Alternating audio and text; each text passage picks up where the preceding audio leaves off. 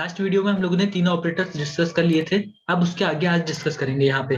ठीक है, next operator है, अगला ऑपरेटर है लॉजिकल ऑपरेटर। लॉजिकल ऑपरेटर में क्या होता है, यहाँ पे फोर्थ है, पहले ऊपर तीन हटा देते हैं।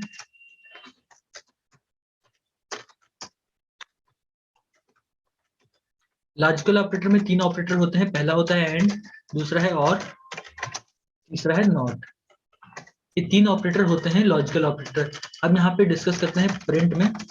पहले हमने लिखा 5 इज लेस देन 10। अब एंड ऑपरेटर पहले डिस्कस करेंगे। एंड ऑपरेटर का मतलब ये होता है कि दोनों ही कंडीशन ट्रू। जब दोनों ही कंडीशन ट्रू होती है तो एंड ऑपरेटर ट्रू रिटर्न करता है।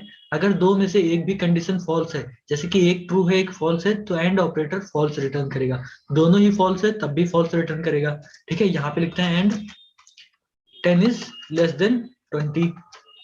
ठीक है, अब इसको हम चेक कर रहे हैं, दोनों ही कंडीशन अभी ट्रू हमने लिखा है, तो इस केस में क्या होगा, इसका रिजल्ट जो है वो ट्रू आएगा।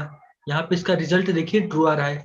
ठीक है, अब इसके बाद अगर यहाँ पे एक कंडीशन गलत कर देते हैं, जैसे कि हमने कर दिया 10 इज ग्रेटर देन 20, तो 10 जो है 20 से बड़ा नहीं है, तो ये क्या हुआ, फॉल्स आ जाएगा यहाँ पे।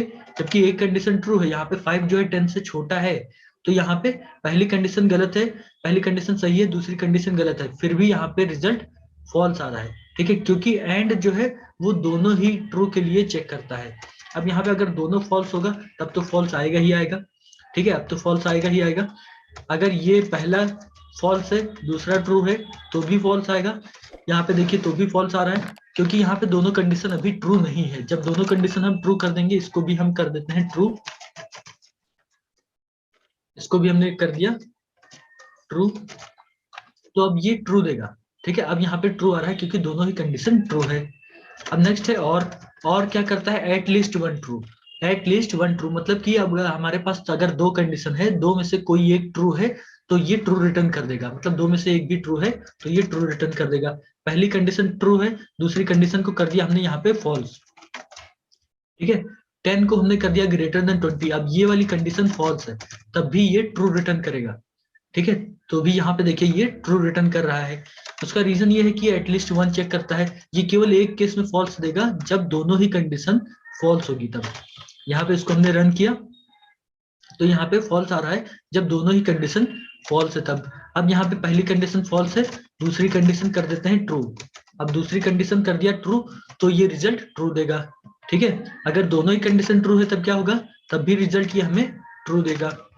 ठीक है, यहाँ पे तो भी रिजल्ट ये हमें ट्रू दे रहा है। ठीक है, अब यहाँ पे अगला आता है नॉट ऑपरेटर। नॉट का काम क्या होता है कि ये किसी भी वैल्यू को चेक करता है कि इसमें डेटा है या नहीं है। जैसे कि यहाँ पे हमने लिखा, एक इफ का यूज कर रहे हैं अभी। यहाँ पे हमने लिखा a is equal to blank, मतलब इसमें अभी कुछ स्टोर नहीं किया, a में कोई डेटा हमने स्टोर नहीं किया। इफ नॉट a, हमने लिखा इफ नॉट a, अब प्रिंट किया, यहाँ पे हमने प्रिंट कर दिया blank no data found in A. ठीक है, इसको हमने रन किया। अब यहाँ पे देखिए इसमें लिख के आ गया no data found in A. ठीक है, नो डेटा फाउंड इन ए। यहाँ पे आपको नॉट का ऑपरेटर, नॉट ऑपरेटर इस तरह से यूज किया जाता है। If not a, not a का मतलब कि ए में कोई डेटा नहीं है। अगर ए में कोई डेटा दे देते हैं, जैसे यहाँ पे नाम स्टोर कर दिया, पाइथन स्टोर कर दिया, अब इसको रन कर रहे हैं तो ये आउटपुट नहीं मिलेगा। यहाँ पे देखिए कोई भी डेटा, कोई भी आउटपुट नहीं मिल रहा है, क्योंकि अब ए में डेटा है।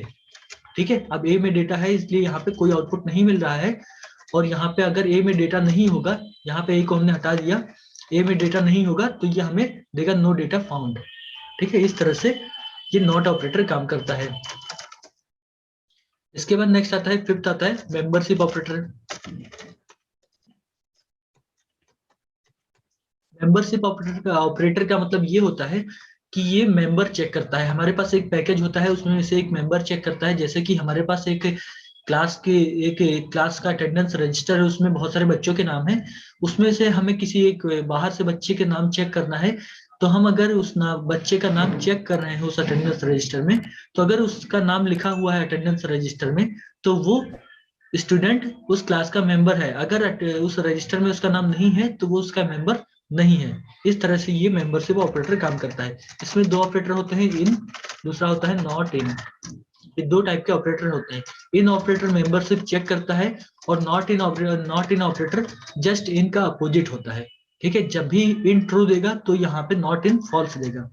ठीक है, यहाँ पे हम डेटा नाम का एक वेरिएबल ले लेते हैं। डेटा में हमने स्टोर किया पाइथन, डेटा में हमने स्टोर किया पाइथन। अब यहाँ पे प्रिंट में लिखा हमने कैपिटल P इन डेटा, कैपिटल P इन डेटा। क्या डेटा में कैपिटल P है? तो यहाँ पे कैपिटल P अगर इसमें है तो ये ट्रू देगा। इसको रन करते हैं तो यहाँ पे देखिए ट्रू आ रहा है, रिजल्ट ट्रू आ रहा है। क्यों आ रहा है? क्योंकि यहाँ पे पाइथन में देखिए कैपिटल P है, तो ये कैपिटल P डेटा का मेंबर है। अगर यहाँ पे ए सर्च करते हैं, ए को हमने क्या ए इन डेटा, तो यहाँ पे क्या होगा? नॉट ए, यहाँ पे फॉल्स देगा।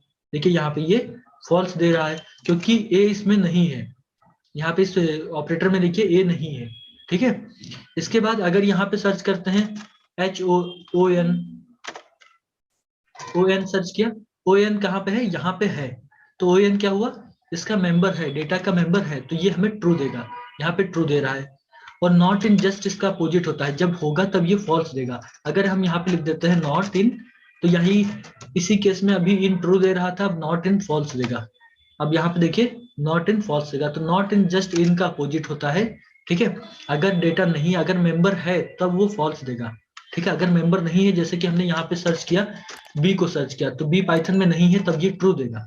ठीक है, यहाँ पे देखिए अब ये ट्रू दे रहा है। ठीक है, इसके बाद नेक्स्ट आता है 6th, इसके बाद आता है आइडेंटिटी ऑपरेटर। आइडेंटिटी ऑपरेटर का मतलब ये होता है कि ये डेटा के साथ साथ उसके एड्रेस को भी चेक करता है। अगर उन दोनों का एड्रेस सेम है, ठीक है, अगर उन दोनों का एड्रेस सेम है तभी वो ट्रू देगा, अगर उसका एड्रेस सेम नहीं है तो वो फॉल्स देगा। ठीक है, यहाँ पे हम लिखते हैं इज नॉट। दो ऑपरेटर हैं, पहला है इज, दूसरा है इज नॉट। ठीक है, यहाँ पे इज है और इज नॉट है।